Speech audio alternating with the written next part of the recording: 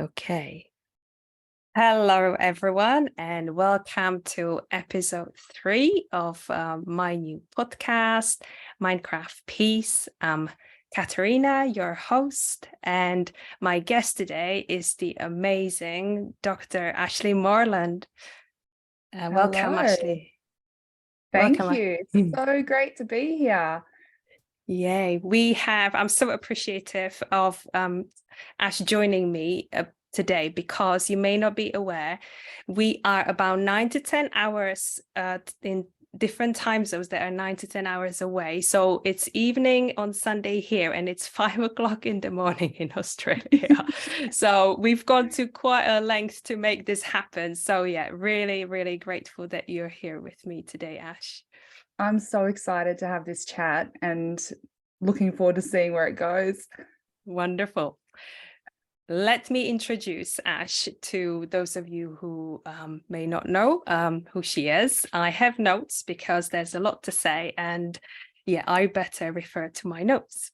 So, Dr. Ashleigh Moreland, known as Ash, is an accomplished neuroscientist, best-selling author, speaker, therapist, and consultant. She has a PhD in neuroplasticity and a passion for bridging the gap between scientific inquiry and real-world application.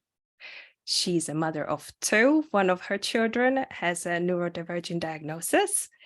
And I will say that she's a founder of Remind Institute. And I love her combination of bringing the scientific background into the real world, but also the combination of the mind and spirit. That's very close to my heart. And we connected with Ash in a group we're both members of, Always Better Than Yesterday. So my thank you to Ryan Hadley, who also, made it happen, because that's his group. And yeah, your posts, your comments really resonated with me, and I just wanted to find out more about who you are and what you do. So this is why we're here. So how does a neuroscientist, neurophysiologist, to be more precise, ends up being a therapist and an author? Would you share a little bit more about that and yourself? Absolutely. Yeah. Absolutely. So probably my journey really started when I had my first child. I was quite young when I had my son, and I was doing my PhD at the time while I was pregnant with him. And just the journey of going through a very traumatic childbirth and around after his 12-month immunizations, his health severely regressed. So he then ended up going on to have multiple diagnoses, which I now affectionately call the D soup. So it's like everyone we took him to just wanted to throw a label at him. But what I found was that the labels didn't actually change anything. It didn't improve our lives. It didn't make him more functional. It didn't help him in any way, shape, or form.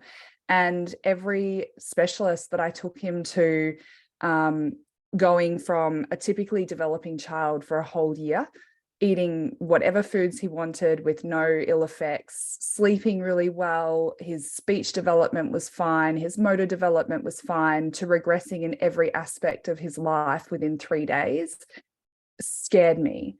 And I went to pediatricians in 3 different states. I chased natural therapists. I chased every practitioner that I could possibly find. And to be honest, the results of that were confronting, like a difference between I had 3 doctors prescribe me anxiety medication because apparently there was nothing wrong with my child. It was just me being a psycho. So that was like really medical gaslighting, I felt. I had comments of boys will be boys because he was very rough and all this kind of stuff. I had comments of it's normal for children to not sleep through the night. And I was like, my baby has slept for basically 12 hours since he was 6 weeks old. He's been a fantastic sleeper. He was a settled child. And so to go from that literally overnight to taking hours to fall asleep, screaming relentlessly, waking 8 or 9 times a night, having night terrors and all these things, it eventually became apparent that if anyone was going to help my son, it had to be me. And if you've ever seen the movie Taken, where there's a scene where Liam Neeson says, I have a very particular set of skills, and basically he's going to use his particular skill set to hunt down the people who took his daughter. And I felt like that was my moment where I was like, I have a very specific set of skills that not many people walking this earth have. I can read scientific literature, I can interpret it, I can analyze behaviors. And so that's exactly what I did with my son. So that was where my real interest in, I guess, the therapeutic side of things and holistic health came about. And I won't go, like, I discussed this elsewhere. And if anyone is interested in more of that story, reach out. I'm more than happy to touch on that. But that's not so much the focus of our conversation today. Really, what that led me to was a greater understanding of me and why I am the way that I am. Because as the parent learning about my child, it also took me on a journey of understanding me as a child and the things that were happening in my world and the relational dynamics of my parents and the intergenerational aspects of my life and all these things. So I was sort of suspended in this limbo of grieving this childhood that I didn't know at the time was as traumatic as what it was. And also navigating extreme guilt and shame for creating the perfect storm for my son to experience his own trauma at the hands of me in ways that people would never even understand or comprehend was traumatic. Like, it's not like I was neglecting him in some extreme way. It was intergenerational. So that was a lot to navigate. There's a lot to unpack. I'll try and just go back briefly to some of the things you've mentioned. So first of all, isn't that fascinating that the medical profession so often disregards the instinct that we mothers have? My first experience of that was being pregnant, where charts were more important than how I felt, during giving birth. I'm really sorry to hear that, you went through this. I mean, was this your firstborn son? My first child. That's scary in itself. I don't know what it was like for you, but you're basically learning on the job whilst sleep deprived and just caring for this precious, bundle of joy, just not really knowing if you're doing it right, but yet trying to just like listen to your heart and then be bombarded by everything else as well. I do want to find out more about this journey that this has set you on, because this is where I can really relate, because having my boys, my firstborn to start with, has been totally life-changing for me, in that my whole life turned upside down. I had a wonderful pregnancy. I was just like, everyone around me was complaining. I was like, oh, I can't wait until this is over. I was just like, no, this is amazing. I love being pregnant. I had a beautiful natural birth at home, and everything seemed like it's just perfect. And then I couldn't breastfeed him, and just everything started to go downhill, and I just turned into a complete nervous wreck, and I just had no idea what the hell is going on. I also didn't know that the way I was feeling wasn't normal. That's just not something that's kind of talked about. It took me actually, a couple of years until I realized that, I'm probably postnatally depressed. And every little thing that upset me about, whether it was my son's behavior or, waking up at night, had caused me so many triggers at me that there came a point I was just like, I can't do this anymore. I either try this respectful parenting course that I found, or I just throw in the towel. That's it. Like, I'm done with motherhood. If this doesn't work, I don't know. I did consider just jumping under the train. I will say that. And this course put me on a exactly what you describe, a journey inwards to kind of ask, why is this bothering me? Why is this reaction from him bothering me so much? It was brought up things inside of me I had no idea that were inside. Anger was a massive issue for me. But anyway, this is about you. So I love your quote that you mentioned to me when we first spoke, because there will be a lot of parents watching this. And this is something I always try and get across to them. The behavior is not the problem. Behavior in a child is always a way to communicate a need, usually an unmet need. They have no capacity. We're not born knowing how to manage our emotions. We, as the adult, are there to co-regulate, which means basically be the calm presence for the child, to be present to them, to their emotions, and just help them through that moment.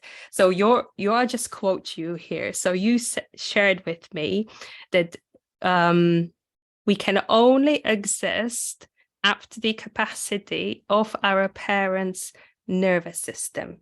So would you please delve into that and explain in your wonderful way to parents what that means and everything that goes with that? Yeah, absolutely. There were two things that you just mentioned that gave me goosebumps.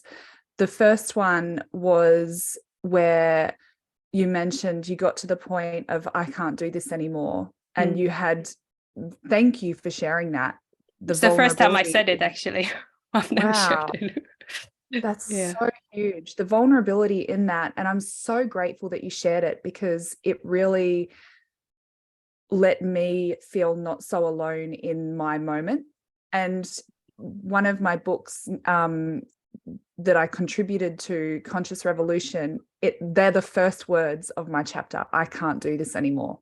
Because that was like literally those exact words, because that was the point that I got to where it was either I crash and burn and I'm done, or everything has to change. And one of the analogies that I use when I'm working with people is that I won't work with people unless their pain is at least an 8 out of 10 of I can't do this anymore. And the reason being, I use a tooth analogy. So tooth pain, right? If we have tooth pain that's just a very dull ache and it's annoying and it's there and we know it's there, if we rang the dentist and the dentist is like, oh yeah, I can see you in 6 months, you'll go, yeah, righto, book it in. And then you'll get on with life. Another 6 months will go. And you know what? You might notice that it's worse if you just have cold food. So you just avoid ice cream for 6 months, whatever. You can still live your life. But you are suppressing the fullness of your life by not having the cold food. If you're just avoiding the cold food to survive, then it's not ideal.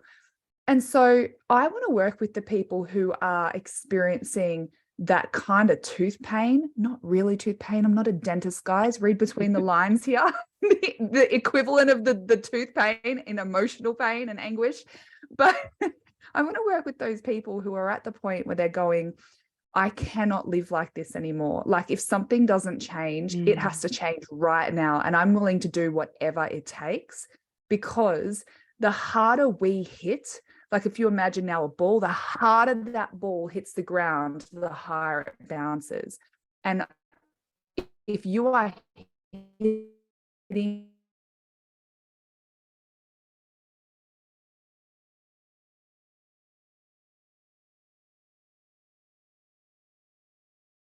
fundamentally critical for me in my way out.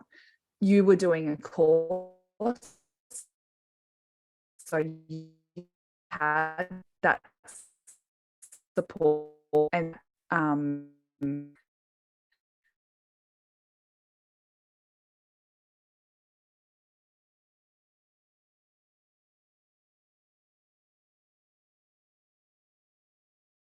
So I'm really sorry. Ash has just, we've just lost. Oh, you're back. I'm back. Don't know what happened there. Yeah. And hopefully you got what I was saying, but just the vulnerability in sharing that is so powerful, and hopefully other people can resonate.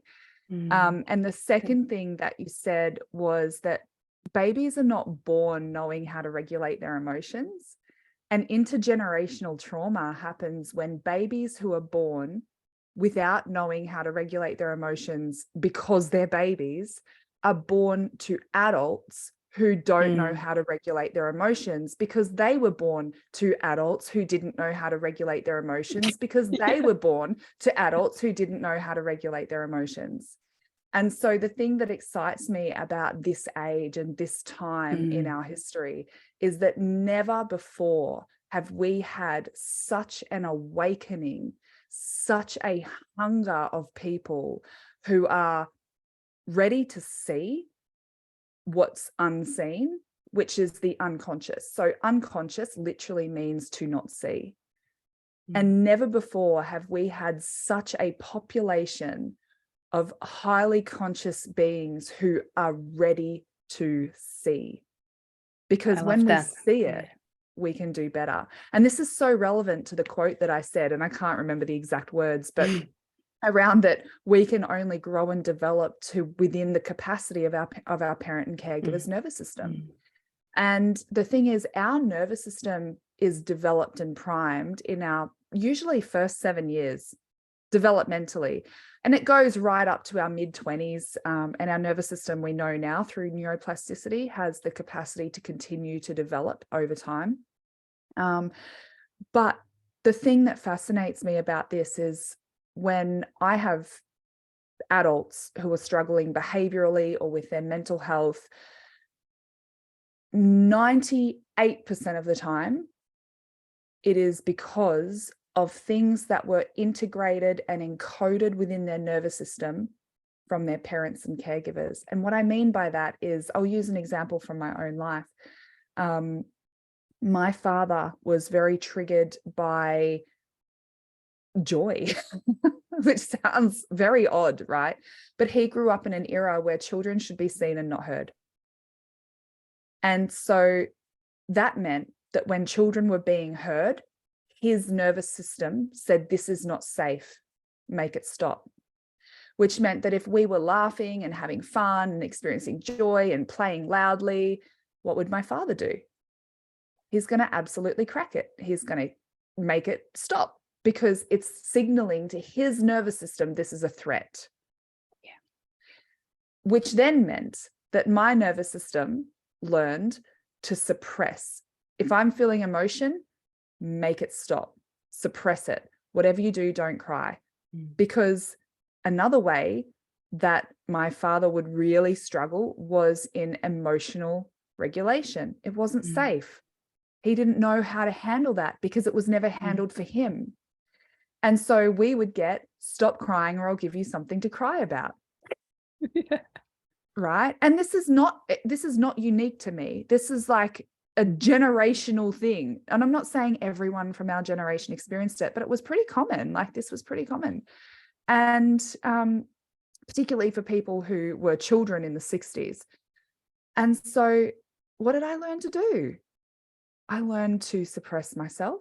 I learned that if I'm speaking up, then it's not safe. I learned that unless I was performing, and by performing, I mean like getting A's in school, winning BMX races. If I did those things, if I was performing, then I got the attention and connection from my caregiver. And so this is where we learn who it's safe for us to be and who it's not safe for us to be. And the parts of us that trigger or activate our caregivers become a threat to our own survival. And so then I didn't realize that I had all of this programming until I was a mum. Because guess what? When my kids then wanted to play and laugh and have fun, my nervous system goes, it's not safe. I've got to make it stop. But that's not mine. That's not even mine. I learned that from the line of generations and generations and generations before me who said it's not safe. You need to make it stop. And so imagine that, like, your kids are just playing and laughing and being like literally being innocent children. But because of the lack of capacity in my nervous system to feel safe in the presence of that laughter and that loudness, I need to squash it. But then, because my children are defying my lack of capacity and wanting to continue to be loud, they're naughty and their behavior needs to be managed. This is so huge, isn't it? It's so huge. It's so big. I think you used the word cycle breakers. We are the first generation of parents who are willing to break the cycle, basically. And it's not a coincidence. It's happening right now.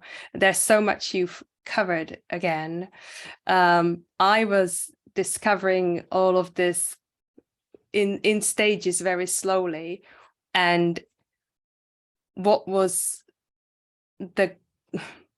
sometimes it was quite scary. You know how you would say, oh, I'll never do this when I am a parent. Yes. I'll do it completely differently. Yes. That's the reason I went to do the respectful parenting course, because I was like, I just want to do it differently. I don't know how, but I need a different guidebook, basically.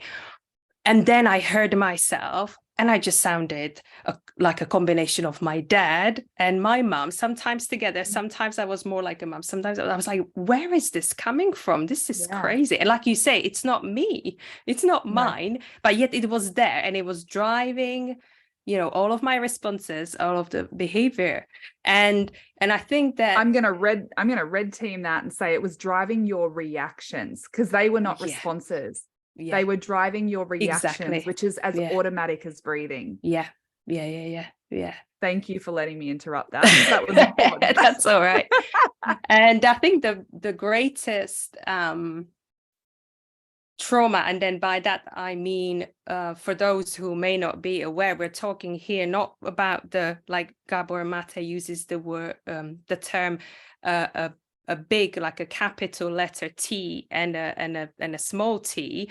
Trauma isn't just like, living through genocide, being in a car crash, these any situation that we found ourselves were unable to deal with on an emotional level as children can leave us, with a trauma. So my trauma turned out to be actually inability to allow myself to have emotional responses. I was totally cut off. So what was threatening to my parents was my emotional response. And I've got so good at you couldn't read me, like you couldn't tell how I'm feeling, like all throughout my life. I was on the outside, I was so calm, easygoing, and on the inside, oh my God, like if anyone looked inside. But that's one of my trauma responses. And and then all of these emotions were like you said, suppressed. And when they started to come out, it wasn't pretty. It wasn't pretty at all. I did things I'm not proud of. I think, in a situation, if someone saw me, they would call social services.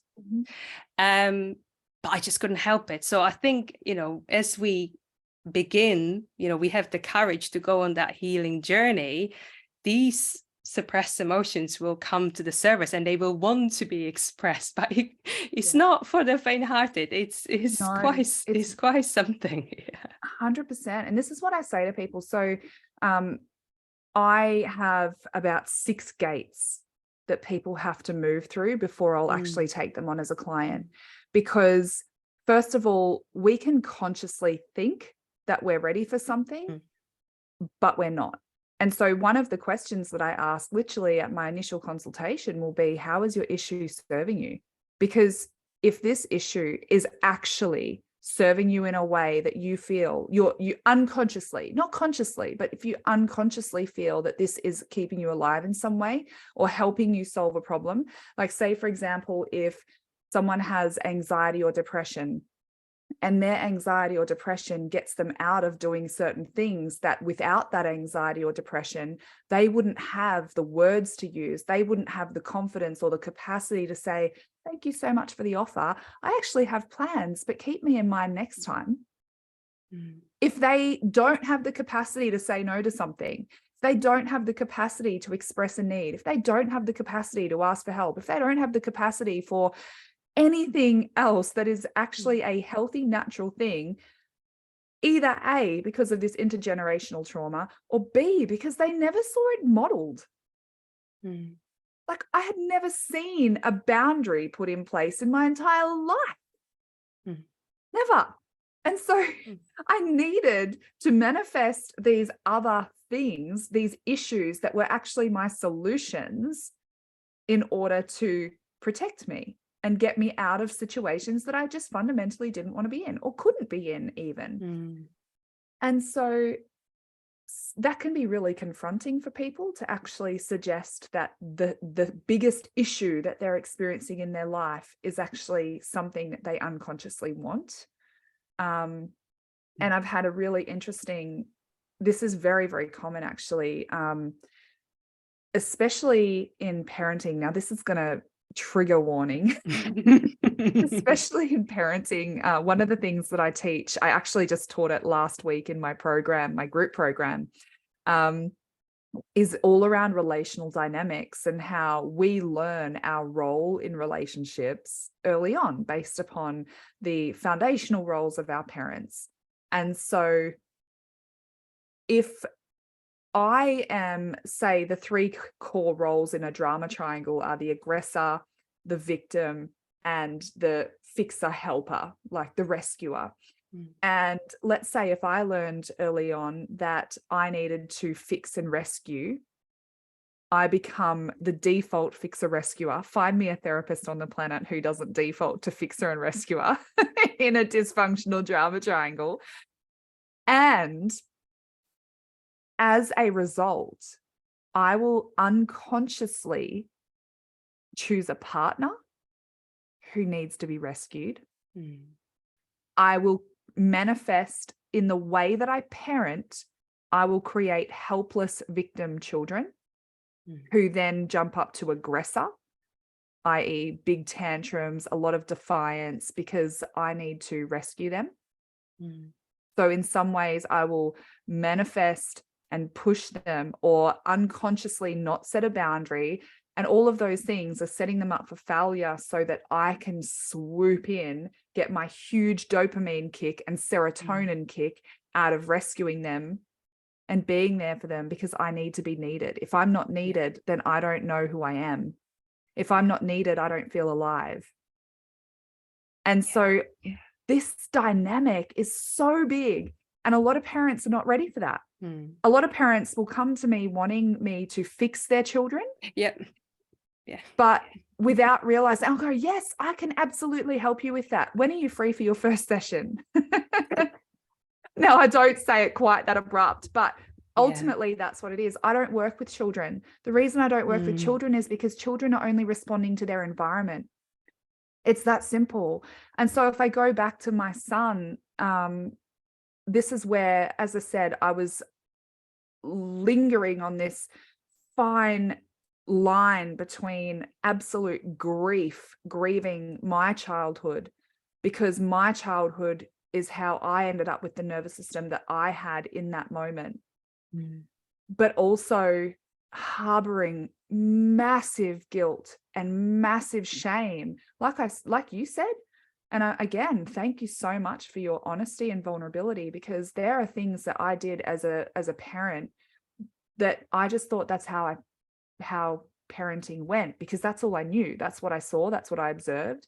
And even though I knew consciously in this part of my brain, I knew that I didn't want to be like that, I actually didn't know what I wanted to be like because I'd never seen it. I just knew I didn't want to be like that. Right.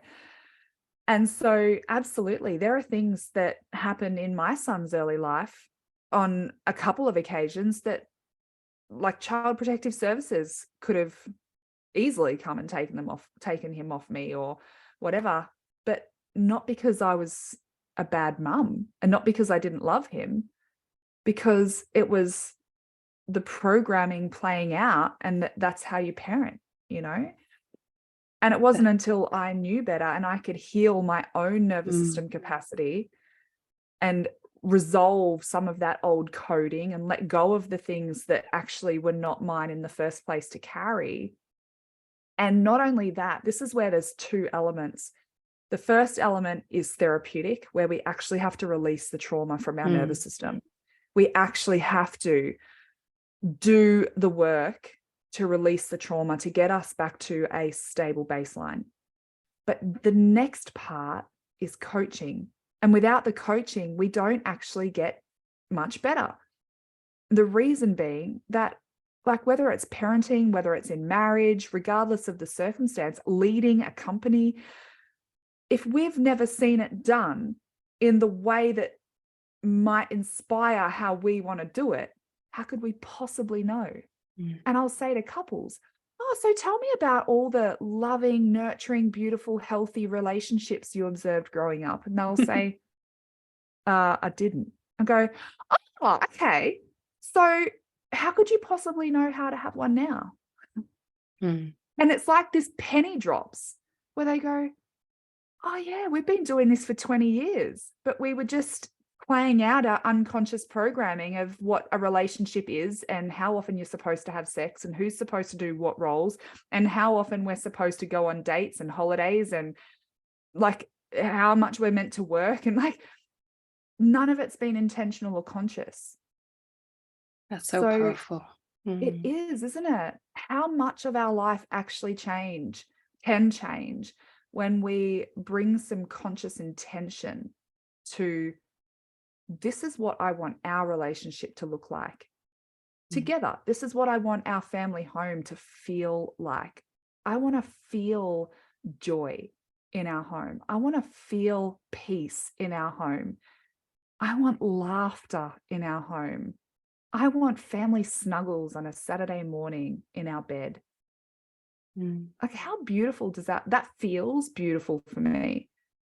And so then it's about going, well, what's the gap? What makes that hard? Oh, when my kids don't eat the dinner that I have just spent an hour making, that really triggers me and it activates my nervous system and I feel myself getting angry. That's a real example in my home, by the way. I used to feel extremely triggered. Now, if you step back and you go, well, what is this really bringing up for me? It was, I feel like no one respects my time. Right? I feel like they think I'm a shit mum. I feel like they think I'm a bad cook. They don't appreciate the time and effort that went into it, isn't it? No, you don't matter. Right? Your time and energy doesn't. And it's the reality is it had nothing to do with that. My son, he's a sensory kid, you know, he would eat the same meal every single day for a year. But I couldn't eat the same meal every single day for a year. So I would cook different things. But then uncertainty, including with food, feels very unsafe to the nervous system.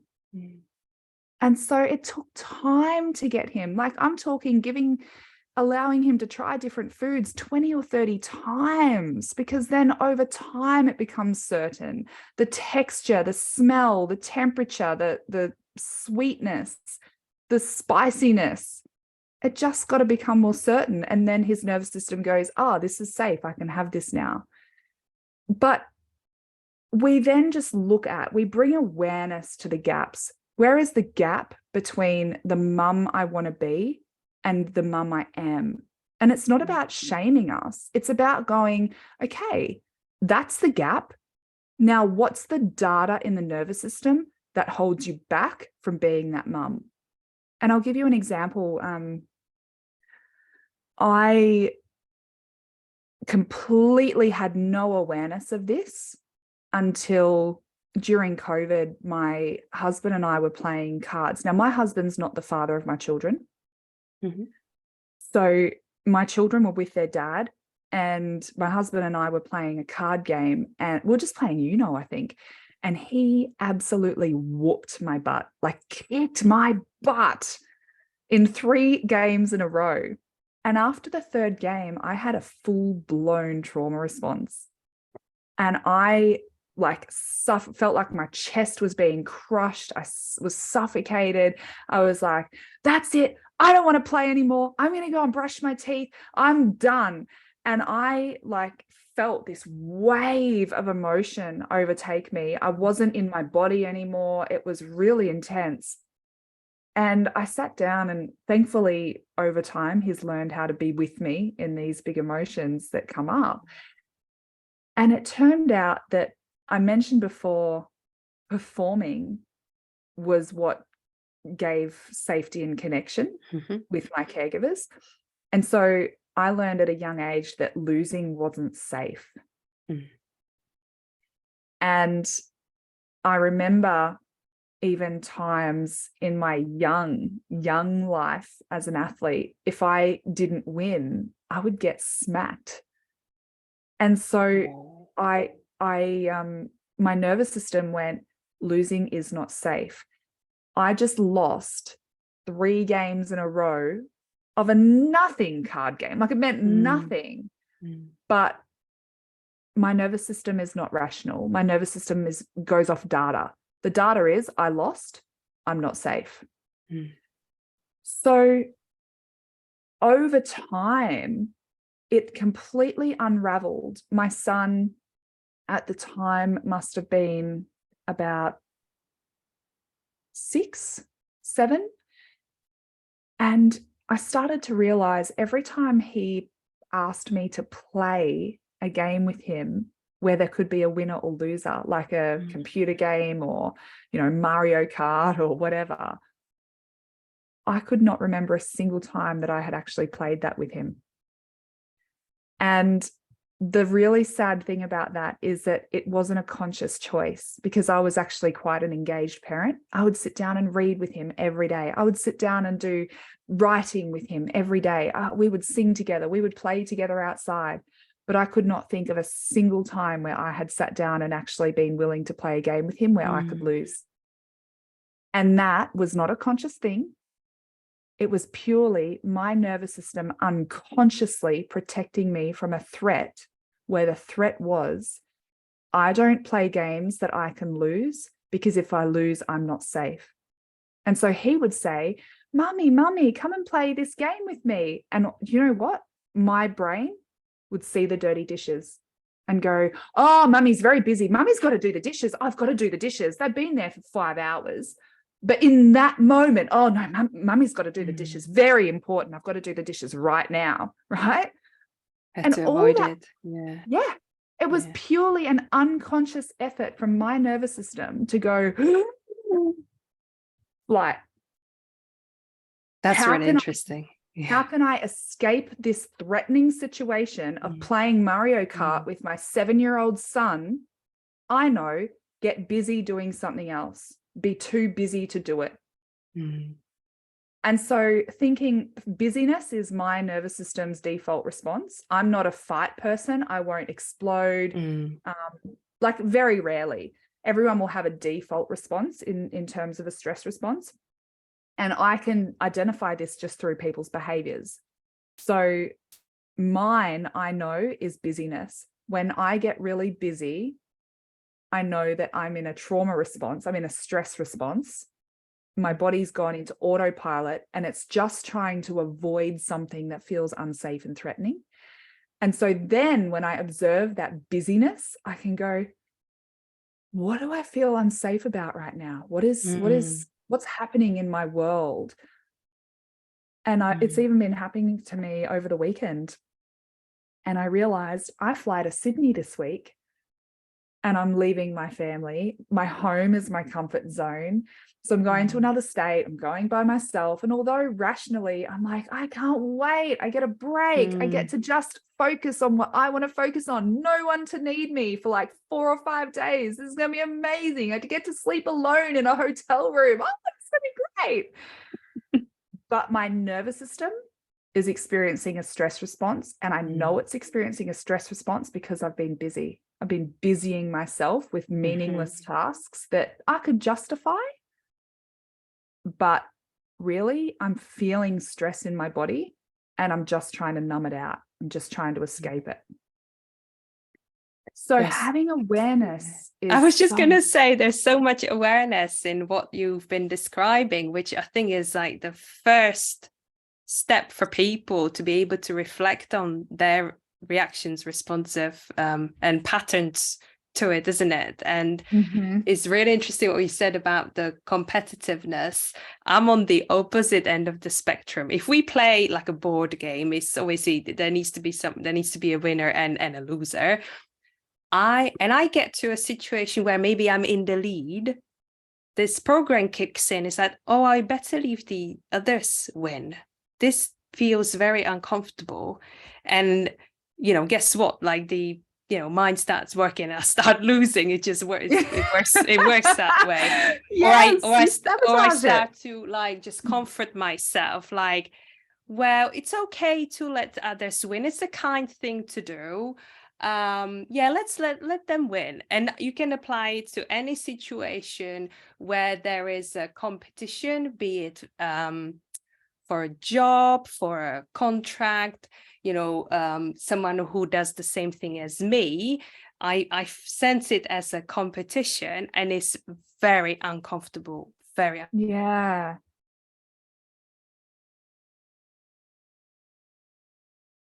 For me, that I don't feel good in that.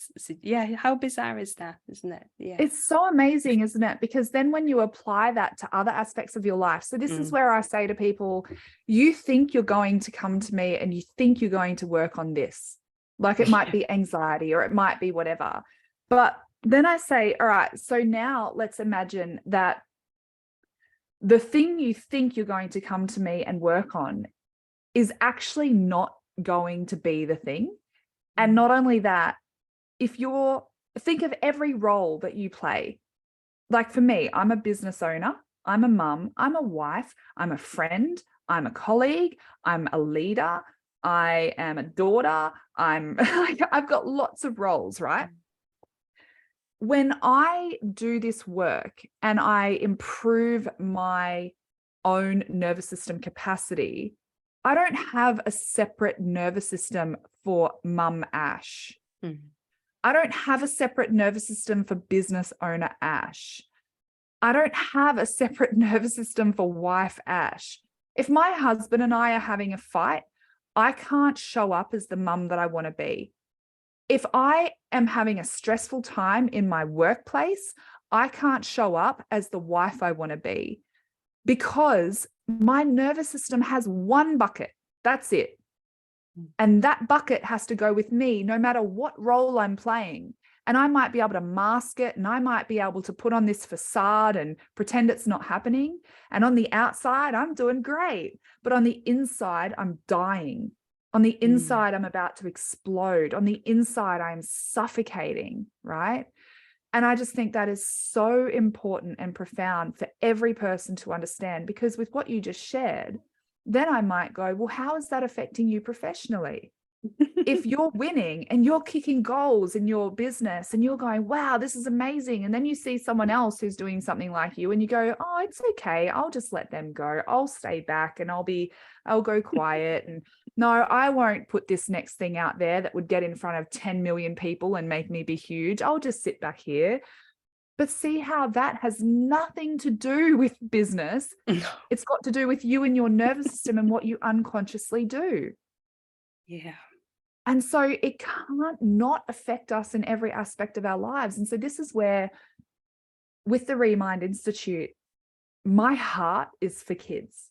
My heart is for kids, and they are the only people I don't work with. The only reason I don't work with them is because if I am just working with the children and not the adults who are influencing them, then what's the point? Working with children is so fundamentally important. And that's why I'm so grateful for you and the work that you're doing and the people like you. It's just that for me, I want the parents. And the thing is, I don't even care if they don't realize it's for their children that they're doing the work. I'm going to do workplace programs. I worked with a company here in Melbourne. There were 18 men and the office lady. And the first thing I did was I explained who I was and what I did. And then I went around the room and I said, who here has children? Got everyone to put their hand up high. Then we went around and we asked how many there are. There were a lot of children. I can't remember exactly how many. And then I said, who here has a partner? And I got everyone to put their hands up. I said, don't worry, I'm not going to ask how many.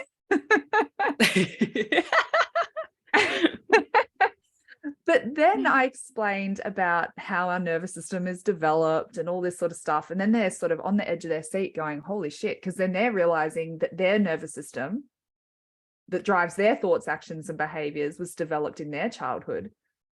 But then they have realized that they are shaping the nervous systems of their children.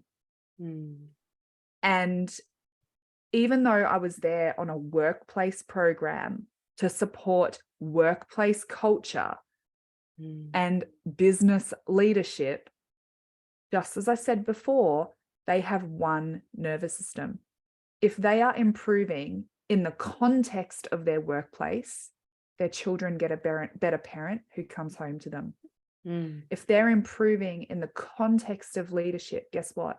Their partner has a more conscious and self-aware person who comes home to them. And that changes lives, that changes families. So a huge ripple effect, yeah. Massively, massive, yeah. It's interesting what, do need support. I was just going to say the children do need support. And as I said, my son has had some life-changing people to have breathed life into him over his 10 in a couple of weeks. And I'm so grateful. There are people who are absolute gifts in this world, like yourself, who just have a way with those children. Ironically, that's not me. That's okay. Do you know what? I am moving in the direction, because it's just through my own experience I know how important it is for the parents to, you know, learn and discover all of what we've just been talking about in order to support their child. So I am at the point where it's starting to feel like it's not enough, and I have started kind of supporting parents in some way already. So watch this space, because my work is evolving, but at the same time I just know that there are children who will probably never have the support in their lives from their parents. And I don't know where I've heard it takes, if a child has only one person in their life who really sees them for who they are, sees them, hears them, values them just for who they are, that is enough to just get them through life, which much less trauma than otherwise. And like with all work, I greatly benefit from working with the children. I support them, but likewise I get so much from it. So there's a reason I work with children, and that's all. That's all good. 100%. And I think it's so important, and I touched on this earlier, that a lot of people are not ready for this work. And to be honest, most a lot, I won't say most, but a lot of parents who come to me wanting support with their children's behavior will not go ahead as soon as I say that they need to work on themselves. And so that's where the work that you're doing is so important, because I can only support the children whose parents are open and willing Already. to it. Yeah. And there are so many who are not. I think that it's, as you will appreciate, we are living at a time where it's just crucial that children are really able to thrive and, move through life so that they can reach their potential. We are living in incredibly transformative times. I mean, I think 50 years from now, people will understand, what we've been living through. And this takes me nicely to probably how we're doing for time, maybe not the last, but maybe one before last question for you, just because I'd love to speak to you forever, but I need to be respectful of other people's time as well. And that is, I love that you incorporate the spiritual aspect of being as part of your work. Would you be able to share a little bit with us about what that looks like? Yeah, absolutely. Or what place it has, and and how in the way you work. Yeah, and it comes back to identity. So for me, gosh, it's such a loaded question. We could record an entire episode just on that, to be honest. I give you 5 minutes. I would not have considered myself a spiritual person. And also, by the way, you guys may be lucky enough to see me in multiple roles today, because if my kids happen to wake up and come in, I'm going to be giving them a kiss and sending them on their way. So for me, I would not have considered myself a spiritual person whatsoever. I was a scientist and very analytical minded, and no, you can't have, it's one or the other kind of thing. I grew up religious, and I want to really differentiate the difference between religion versus spirituality. I had a whole series of encounters when I was about 28 or 29, which ironically was in this, I speak about it in Conscious Revolution, which was this series of events that when that I can't do this anymore thing happened. So for those, sorry, I'll just jump in. For those who don't know what Ash is talking about, she's an author of 2 books, and Conscious Revolution is one of them which you co-authored. So we'll put links down for anyone who'd want to read about it. So they're both anthologies. So a number of authors contributed. The other one is Navigating Motherhood. But over this experience, I encountered things in the supernatural that I could not deny. There was not a single cell of my body that could deny the experiences that I had had, because they were so real. And not only that, I couldn't logic or reason my way out of them. And trust me, I'm very good at logic and reasoning. So that's how the spiritual aspect sort of came to it for me. And then it was reconciling. I now consider myself a spiritual Christian as opposed to religious Christian. And what that means is that my frame of reference is I follow Christ and learn how to love like Christ loved. But unfortunately, in a lot of religious circles and a lot of churches even, and a lot of religious leaders, that's intergenerational theology. They're presenting a version of Christ that is actually not like Christ. Good morning, sweetheart. I'll be out really soon. You go and keep reading, okay? No. I love you. I'll be out soon. So one of the analogies that I see is it's like a 6-year-old doing a painting of Picasso, doing a terrible job, but people blaming Picasso for the terrible job that the 6-year-old did. And my experience has been disregarding all of the theology of religion and disregarding all of the beliefs and all of the background, and getting my own personal, intimate relationship with God, and actually being able to experience the eternal part of myself, which I can only experience if I'm willing to lift the veil of all the lies and deceptions. The lies and deceptions are, I'm not good enough, I'm ugly, I'm too loud, I'm not this, I'm too much that. They are the lies and the deceptions. They are the things that keep me from being in the fullness of who I was created to be for my purpose on this earth, right? And just like I mentioned in the tooth analogy, I could very well go for 6 months or go for the rest of my life avoiding cold food, except I was created to tolerate and eat and love cold food. And so do I just accept the lie and deception of, oh, I just can't eat cold food anymore and live my life in a limited way? Or do I get to the root of the issue that is saying you can't tolerate cold food and get back into the slipstream of alignment of the fullness of who I was created to be?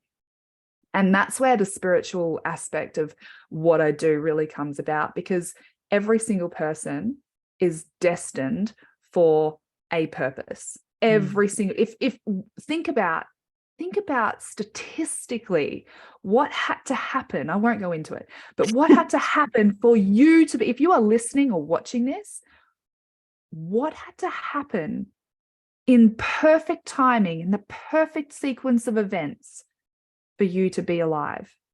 Yeah. You're not an accident. You're here for a purpose.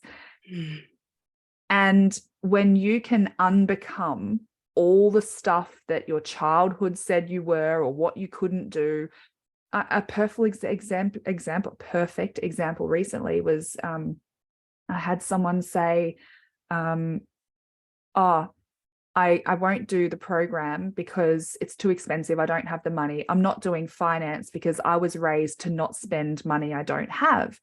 And I said, like, I didn't say this, but intrinsically I felt, I am so grateful that the doctors that have treated me over the years spent money they didn't have. I am so grateful that my accountant, who creates my business structures, who does my taxes, who does all of the things to make sure I don't get in trouble, spent money they didn't have. I am so grateful the lawyer I engaged this week spent money he didn't have so that he could become a lawyer and pay it off for 10 years. And I'm so grateful that I invest. So spending money we don't have, that's a belief system, right? And it's about having discernment over what we're spending money. Like if it's a Gucci bag and you don't have the money, then you probably maybe shouldn't spend it. But if it's something that's going to lift the lid on your potential and catapult you into a future that you couldn't have without it, how much more of our life are we willing to let go of before we actually do that? And so that is, to me, that is very spiritual in nature, because it's about stepping back into alignment between mind, body, i.e. nervous system, and spirit. And spirit is truth. And it's that package of worthiness, you know, being born 100% worthy, and then, going down the scale, and then find yourself in a situation where I don't feel that this, worth this investment in myself to actually get closer to the life I really want to live. Yeah. 100%. And I'm not for a second suggesting anyone should do this or anyone else should do this. It's more about how you feel, isn't it? That's where like intuition comes in as well. Does this feel right? Does in my core, and if there are fears that come up, then maybe it can be an exercise at looking at them. But that's for another conversation. Yes. I can probably give one more answer to one more question, but my son, that's in case it. you haven't seen the reflection, has been coming in trying to communicate with me by a sign. I don't know what the sign says because I haven't read it. I can't read it from here. But gosh, you've just put me in a position where I have to think of a last question. A last question. Maybe I'll just share like where I come, why I asked you this question, and then and maybe we'll wrap up. I asked this question because I come from, again, a very different background, which is, so I grew up in what was then Czechoslovakia, the most secular nation on the planet, like even statistically. So religion was a big no-no. Anything remotely related to spirituality was, just so it was either science or nothing else. It was just science. There wasn't even the religion. So and what helped me what helped me out of kind of my postnatal depression, what set me on the path of healing, was mindfulness and then meditation. It's actually why I do what I do now. I would never have thought that this, just practicing mindfulness would actually open parts of me that can connect to this kind of inner wisdom and this inner world and, the things beyond the veil. It was just a natural progression. So I asked because for me, it is now an integral part of my life, but there is still a slight resistance because it puts me into a little bit of a trauma response, because I would be an outcast, several years ago. It doesn't feel completely safe. So I'm working on that, but it has transformed my life because, like you just described, I mean, the chance of us living in this time, in this body, just as we are, the chances are, like, I don't know, that there's not a digit for it. It's bonkers. So there must be, something greater than us that made it happen. And for those who believe that it is just nature, a sperm and an egg put together, I think that it would be so sad if it was just this. So I don't know, mechanical is, I mean, come on, My husband and I nerd out on this stuff on YouTube. So I'll just close with mentioning the fact that you've written the books. You have an amazing podcast. I highly recommend that everyone goes and check it out. It's on your website, remind.institute. You dive deep into the topics that we've talked about with Dave, your partner in crime. And is there a final thought you'd share with us just very quickly before we finish? Oh, gosh. Some sort of a kind of maybe message to the parents or the people that are watching.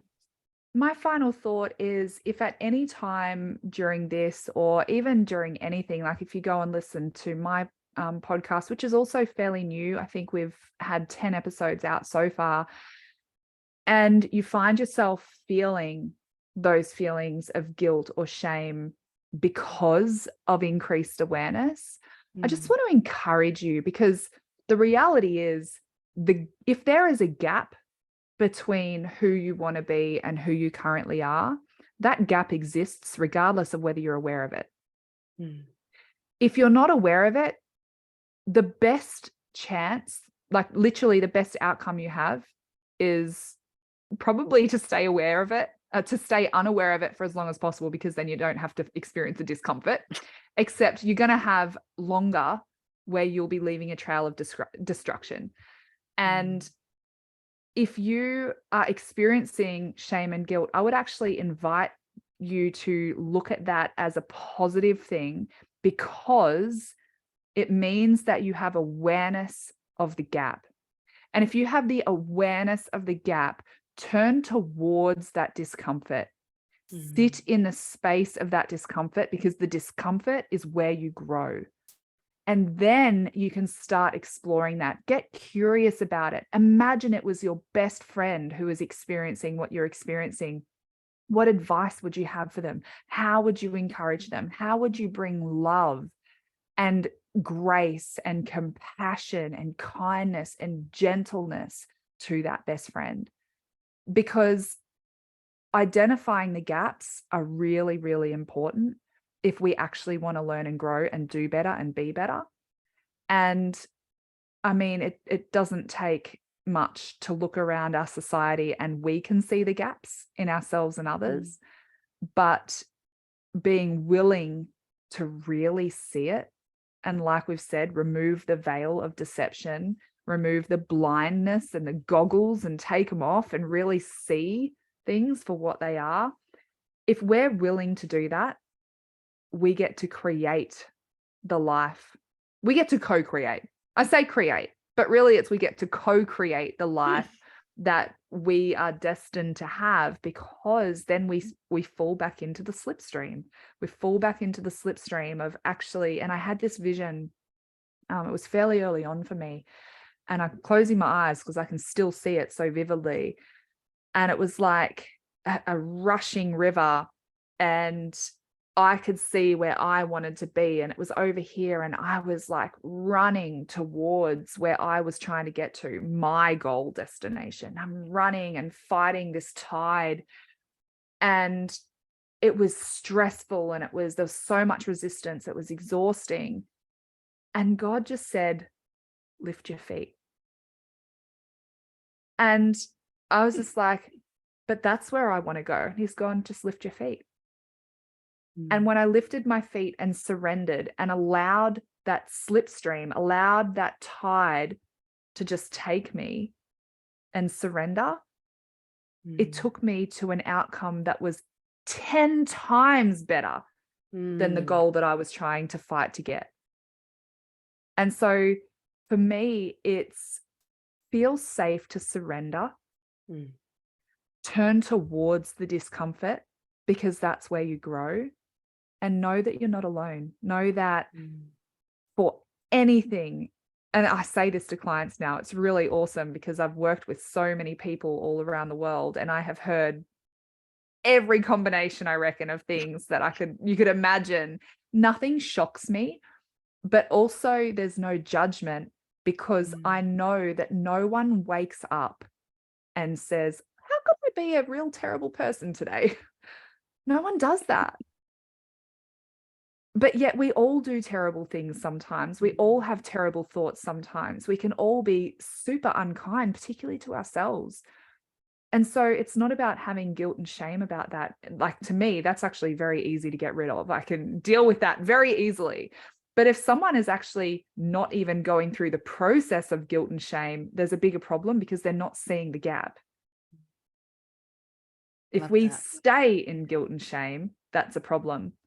But guilt and shame is our gateway to a better life, because it means we've been willing to see it. We've been willing to see the gap. I love that so much. That's Thank you. Beautiful final words. I love that. I'm glad I asked that question. Oh my. Oh, we'll have to do this again, Ash. Yeah, I would love that. Would you like to meet my children, my greatest spiritual teachers? Absolutely. If they want to be I'll on mute camera, myself and I'll tell them to come in. I would love to.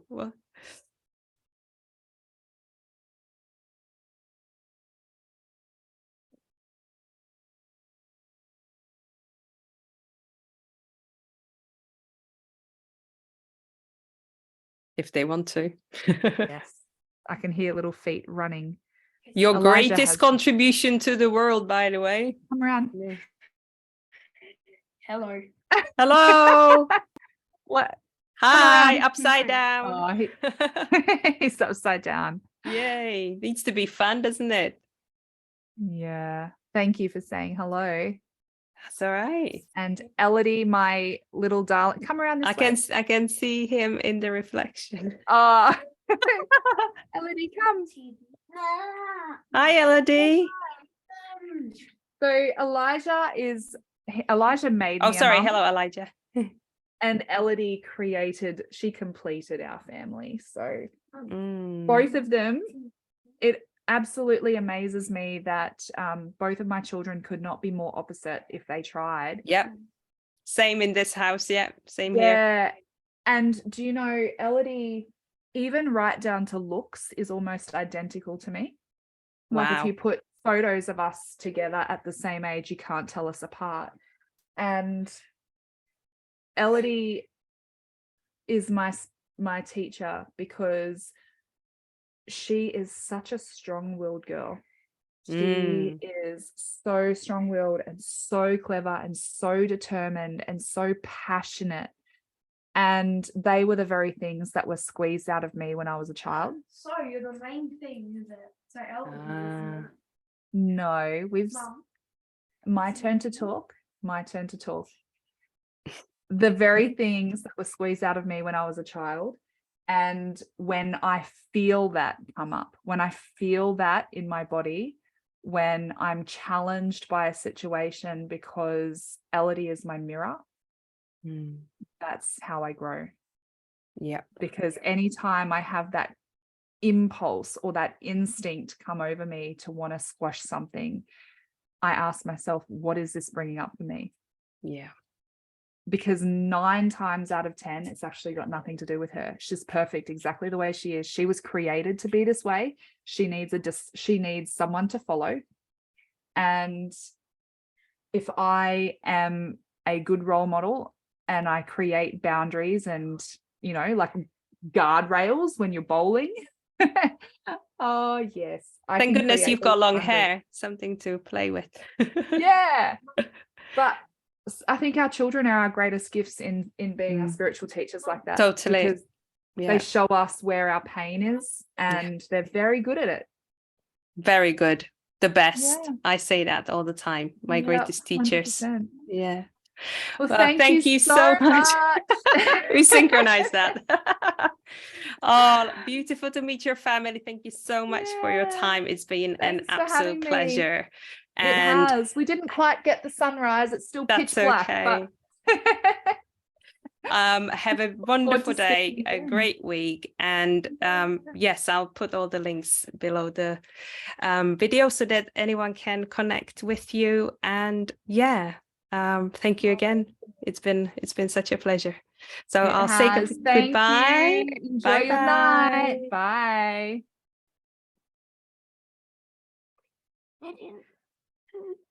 Why do you work?